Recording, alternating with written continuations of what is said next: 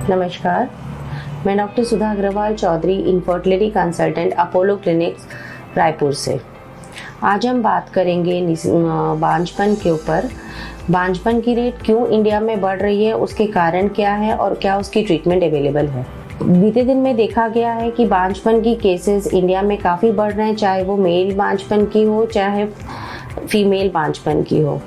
Females, इस चीज़ के लिए हमको ये समझना पड़ेगा कि प्रेगनेंसी कैसे अचीव कर सकते हैं।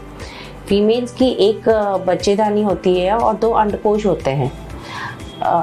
हर महीने आइदर राइट या लेफ्ट से एक अंडा बढ़ के फटता है और ट्यूब में आता है।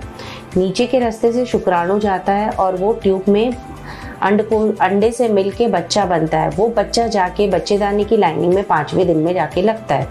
तो नॉर्मल प्रेगनेंसी के लिए हमको अंडकोश में काफ़ी अंडे होने चाहिए, हर महीना एक अंडा बढ़ के फटना चाहिए और शुक्राणु नॉर्मल होने चाहिए, बच्चेदानी की लाइनिंग नॉर्मल होनी चाहिए, ट्यूब नॉर्मल होनी चाहिए।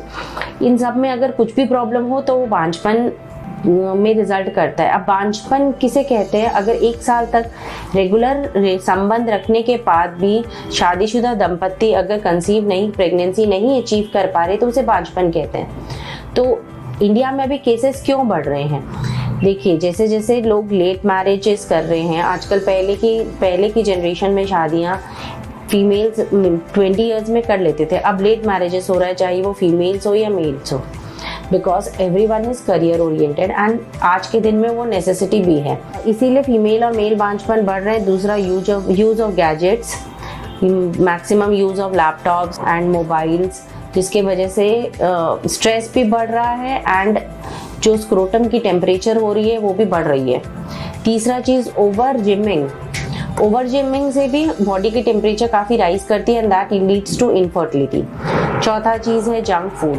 सेडेंट्री लाइफस्टाइल लोग लीड कर रहे हैं, जंक फूड खा रहे हैं, जहाँ पे जो मिल रहा है खाने का भी pick and grab, so that increases the infertility. अब मेल की बातें करें, there is increase rate of smoking, alcohol intake and decrease rate of intake of green leafy vegetables, increase gyming. तो ये सब इंक्रीज रेट कर रहा है मेल्स में, जिसके वजह से शुक्राणु के नंबर में, गति में और नॉर्मल फॉर्म्स में कमी आ रही है। अब फीमेल की बातें करें तो लेट मैरिजेस के वजह से जो ओवेरियन रिजर्व होती है, जो नंबर ऑफ एग्स रहता है, वो रिड्यूस हो जा रहे हैं।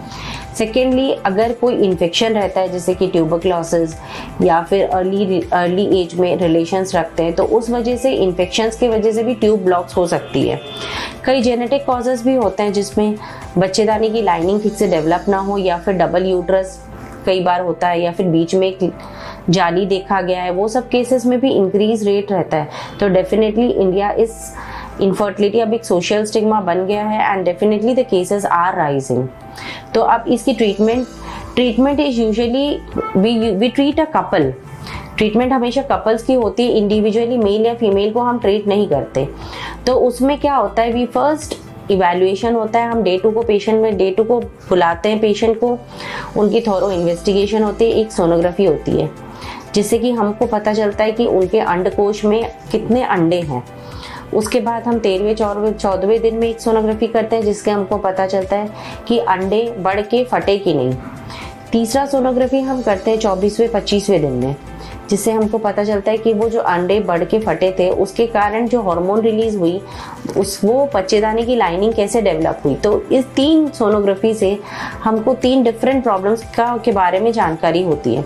अब मेल्स में हम एक सीमेन एनालिसिस कराते हैं जिससे कि हमको शुक्राणु की काउंट, उसकी गति और उसकी क्वालिटी के बारे में जानकारी मिलती है।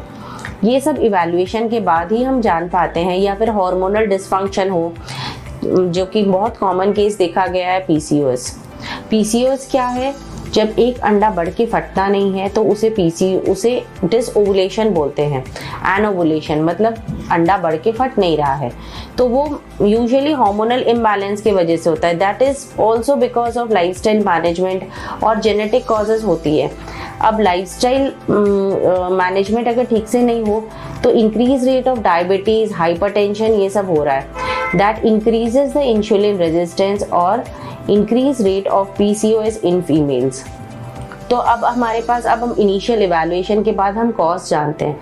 सपोज अगर किसी की मैक्सिमम 10-20% केसेस में देखा गया है कि कॉज इडियोपैथिक है।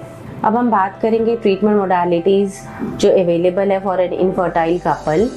फर्स्ट हम लाइफस्टाइल मैनेजमेंट देते हैं, secondly we identify the cause, third is ovulation induction females में, उसमें टैबलेट्स देते हैं या फिर इंजेक्शंस यूज़ करते हैं एंड हेल्प करते हैं एग्स को ग्रो करके बढ़ के फटने के लिए। तीसरा चीज़ है IUI, that is intra uterine insemination. हम आफ्टर ओवुलेशन इंडक्शन के बाद, टैबलेट्स या इंजेक्शन के बाद जब एग्स की काफ़ी साइज अचीव कर देते हैं जैसे कि 18-19 मिलीमीटर, उसके बाद एक रप्चर की इंजेक्शन देने के बाद आफ्टर 35 आवर्स मेल के सीमेन कलेक्ट करके we process it in the lab and then उसको बच्चेदानी की लाइनिंग में हम डाल देते हैं।